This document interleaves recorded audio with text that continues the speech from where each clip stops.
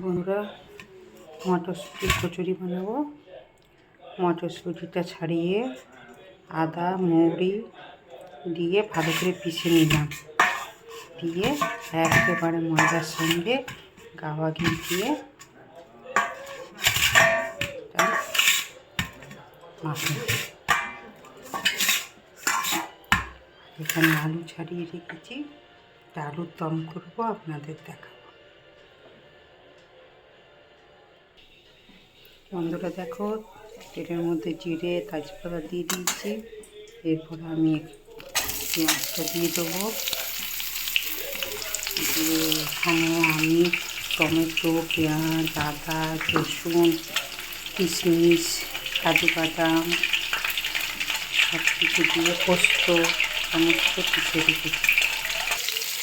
বন্ধুরা, আলুটা ভালো করে ভেজে নেব। এখানে পেঁয়াজটা ভেজে তুলে রেখেছি, মশলাটা পেতে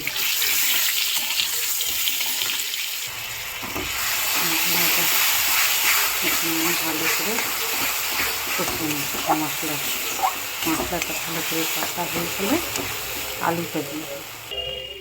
দেখুন বন্ধুরা, কি সুন্দর, এরকম কষা কষাই থাকে।